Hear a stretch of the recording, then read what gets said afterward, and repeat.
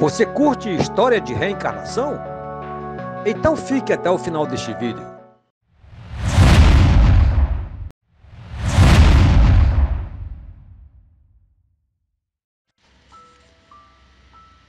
Karine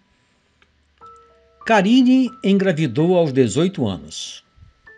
Moça de classe média alta, bastante esclarecida, entendeu que naquela idade a gravidez iria atrapalhar seriamente os seus planos de se formar em economia, fazer um mestrado no exterior e conseguir um bom emprego em uma multinacional. Dessa forma, a moça não teve dúvidas e, sem sequer dar conhecimento aos seus pais, procurou um meio de abortar, o que conseguiu com relativa facilidade. De fato, a vida prosseguiu de acordo com os planos traçados pela jovem e, aos 25 anos, já estava concluindo um mestrado em economia em uma grande universidade no exterior. Foi aí que ela conheceu Robert, um jovem economista mestrando como ela. Entre os dois, desenvolvia-se uma química muito boa e logo começaram um relacionamento que culminou com a segunda gravidez de Karine. Mas isso ainda não estava nos planos da jovem e, novamente, ela deu um jeito de provocar o aborto. Desta vez, porém, ela demorou um pouco mais e já dava até para saber o sexo do bebê. Seria uma menina. Isso não foi obstáculo para Karine, que levou seu plano até o fim. De volta ao país, a jovem e preparada economista não teve dificuldades para conseguir um excelente emprego com fortes possibilidades de uma transferência para o exterior. E ela, em pouco tempo, conseguiu isso. Karine era uma moça de muitos amores. Bonita, inteligente, socialmente bem posicionada, excelente condição financeira, não tinha nenhuma dificuldade nessa área. Além disso, a sua vida profissional progredia a olhos vistos. O sucesso era companheiro frequente da bela jovem.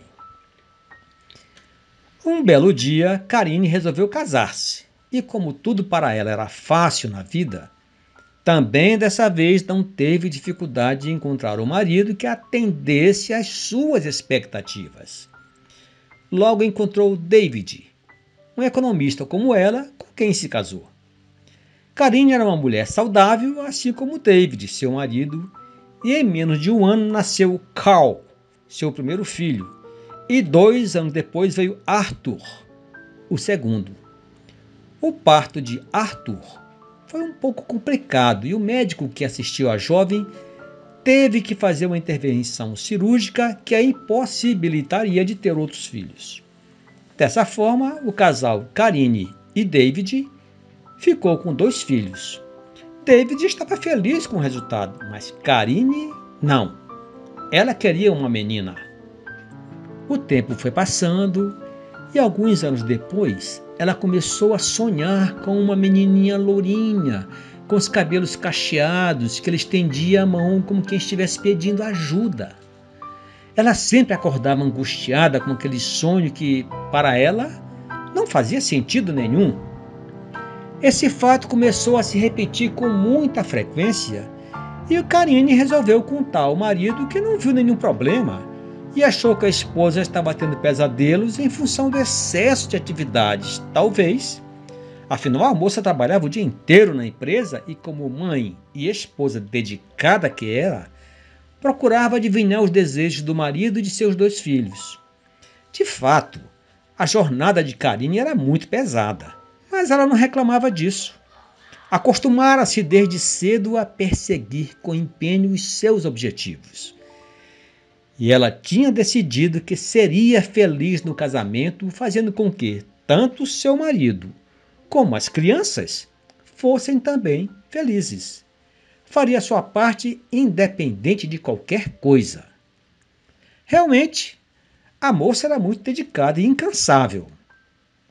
Fazia questão de acompanhar os estudos das crianças, procurando sempre que possível deixá-los ou apanhá-los na escola. Discutia os problemas do trabalho com o marido, já que ambos eram funcionários da mesma empresa. Ao que parecia, não havia nenhum problema com que se preocupar, e muito menos que pudesse lhe provocar tantos pesadelos como David tinha chamado seus incômodos sonhos. E a situação se repetia cada vez mais a miúde. A menina ora aparecia chorando, ora parecia muito triste e sempre estendia a mãozinha como quem pede amparo. Essa situação já estava começando a mexer com a saúde de Karine, até que, por sugestão do próprio marido, resolveu procurar ajuda. A princípio, procurou uma psicóloga muito bem recomendada pelos amigos mais íntimos.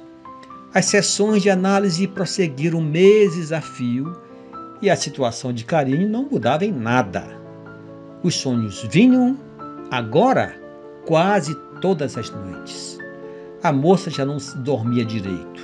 Algumas vezes acordava aos prantos e não sabia explicar por que chorava.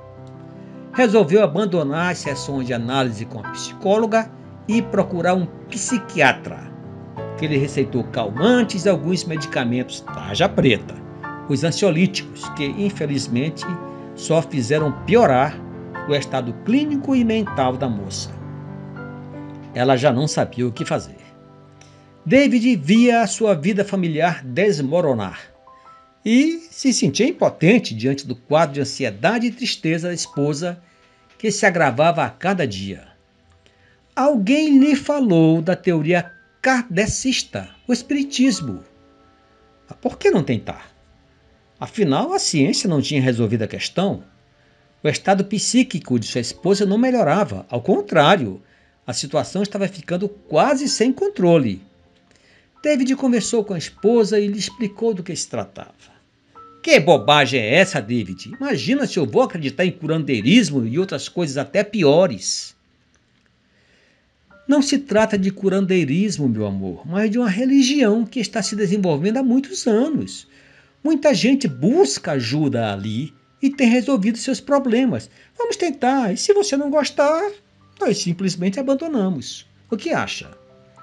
Com muita relutância, afinal, Karine concordou. Não tinha mesmo nada a perder, pensou ela. Alguns dias depois, David chegou com a notícia de que tinha conseguido uma permissão para frequentar um centro espírita muito bem recomendado na cidade. Karine concordou em ir. A desconfiança era extrema no primeiro dia que o casal foi ao centro espírita. As pessoas recebiam-nos com extrema cordialidade, procurando deixá-los à vontade, mas Karine não estava se sentindo bem. David, ao contrário, gostou do ambiente e procurava encorajar a esposa. Uma senhora muito simpática recebeu-os e pediu-lhes que esperassem alguns minutos em uma pequena, porém confortável salinha, onde havia algumas revistas sobre a doutrina espírita em uma mesinha de centro. Karine, enquanto aguardava, pegou uma e começou a folhear. Passava as páginas quase que desapercebidamente, quando o título de um artigo lhe chamou a atenção. Dizia: Vínculos entre vidas. Sem nem mesmo saber porquê, começou a ler o texto que se referia a pessoas que, em função de fatos ocorridos em vidas passadas, têm que se reencontrar nesta, a fim de resolverem determinados assuntos que não foram muito bem equacionados em outras existências. Estava entrando na parte que falava de fatos que impediam que esses encontros se realizassem quando foi chamada para uma entrevista com alguém. Em outra sala simples, porém confortavelmente mobiliada e com uma iluminação discreta, um senhor de cabelos grisalhos, atrás de uma escrivaninha, os esperava.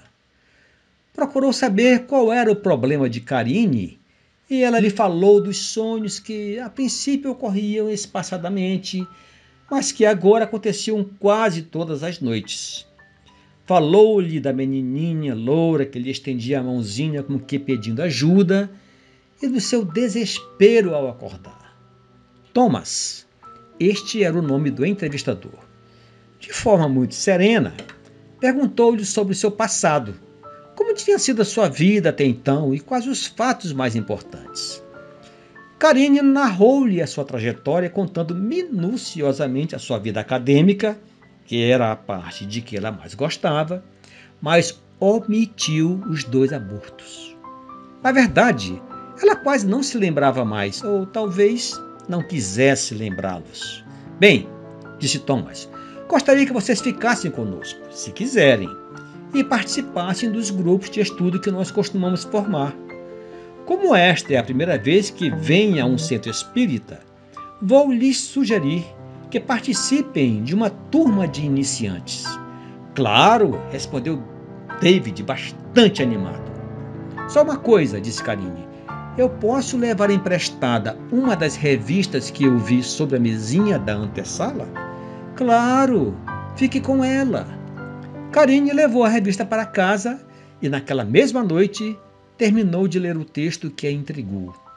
A parte final dizia o seguinte: as pessoas são colocadas em nossos caminhos de formas diversas, às vezes como um esposo ou como um irmão, ou mesmo um amigo, e ainda como um filho, ou outras maneiras diferentes, e se há algo que impeça que este encontro se realize, são provocadas profundas cicatrizes em nossa existência que terão reflexo por toda esta vida e até em existências futuras. Se o impedimento for causado por nós mesmos de forma voluntária, a angústia daquele que foi impedido de nos encontrar vai se manifestar temporariamente de forma repetida e inequívoca ainda nesta existência.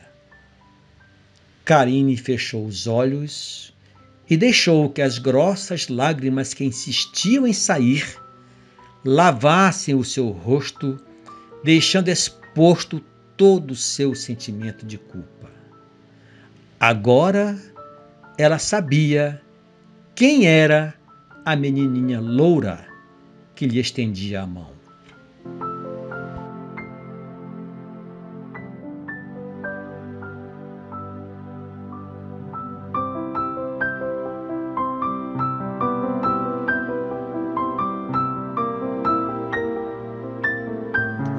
Se você gostou deste vídeo, deixe o seu joinha, se inscreva, compartilhe e ative as notificações para não perder nossas atualizações e deixe seus comentários.